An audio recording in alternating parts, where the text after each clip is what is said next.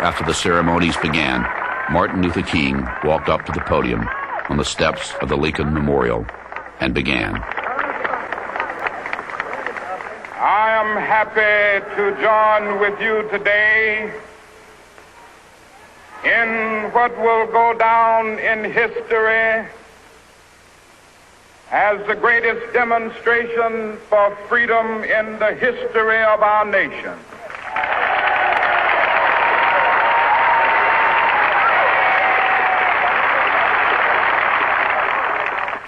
Five score years ago, a great American in whose symbolic shadow we stand today signed the Emancipation Proclamation. This momentous decree came as a great beacon light of hope to millions of Negro slaves who had been seared in the flames of withering injustice. It came as a joyous daybreak to end the long night of their captivity. But 100 years later, the Negro still is not free. 100 years later,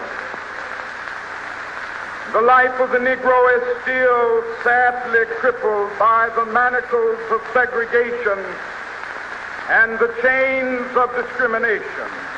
100 years later, the Negro lives on a lonely island of poverty in the midst of a vast ocean of material prosperity.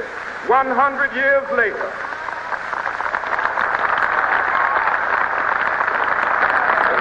is still languished in the corners of American society and finds himself in exile in his own land. When the architects of our republic wrote the magnificent words of the Constitution and the Declaration of Independence, they were signing a promissory note to which every American was to fall heir. This note was a promise that all men, yes, black men as well as white men, would be guaranteed the unalienable rights of life, liberty, and the pursuit of happiness. It is obvious today that America has defaulted on this promissory note insofar as her citizens of color are concerned. Instead of honoring this sacred obligation, America has given the Negro people a bad check, a check which has come back marked insufficient funds.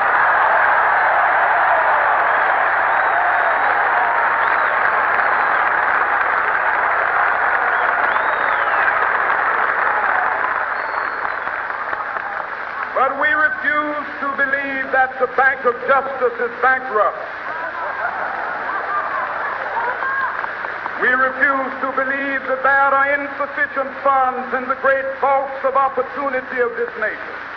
So we've come to cash this check, a check that will give us upon demand the riches of freedom and the security of justice. We have also come to this hallowed spot to remind America of the fierce urgency of now. Now is the time to make real the promises of democracy. Now is the time to rise from the dark and desolate valley of segregation to the sunlit path of racial justice. Now is the time to lift our nation from the quicksands of racial injustice to the solid rock of brotherhood. Now is the time.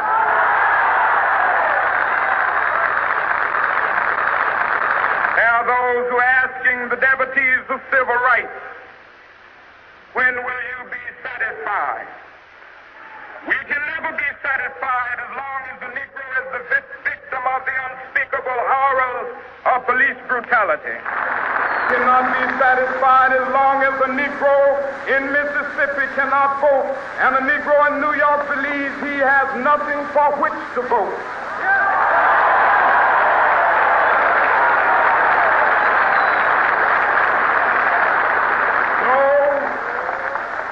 No, we are not satisfied, and we will not be satisfied until justice rolls down like waters and righteousness like a mighty stream.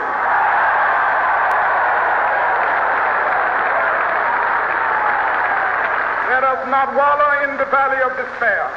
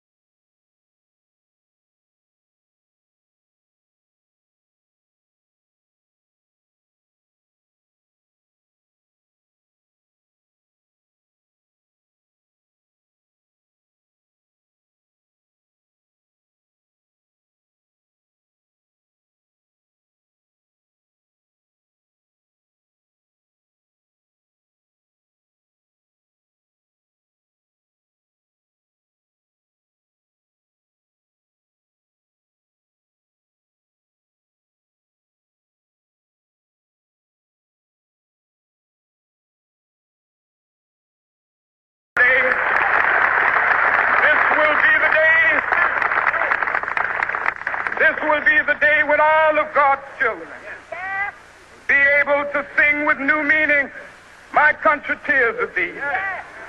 Sweet land of liberty, of thee I sing. Land where my fathers died, land of the pilgrim's pride. From every mountainside, let freedom ring. And if America is to be a great nation, this must become true. So let freedom ring. From the prodigious hilltops of New Hampshire, let freedom ring. From the mighty mountains of New York, let freedom ring. From the heightening Alleghanies of Pennsylvania, let freedom ring. From the snow-capped Rockies of Colorado, let freedom ring. From the curvaceous slopes of California, But not only that, let freedom ring from Stone Mountain of Georgia. Let freedom ring from Lookout Mountain of Tennessee. Let freedom ring from every hill and molehill of Mississippi, from every mountainside. Let freedom ring, and when this happens,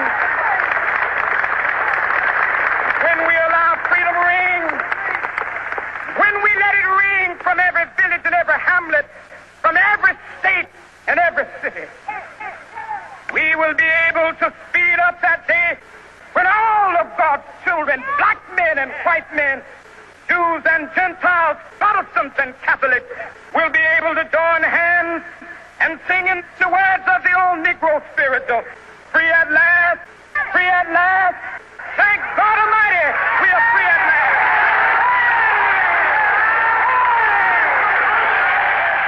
By using biblical language, King created a moral imperative. His marchers became crusaders, and he, a symbolic Moses, to deliver Americans to the promised land.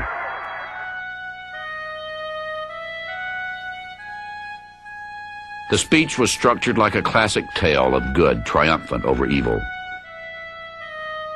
By reciting the words of "My country, 'tis of thee," King invited all listeners to participate in the victory. Within 2 months of King's speech, Congress passed a new civil rights bill into law. For many, the rally was a success. For others, the dream would not come soon enough.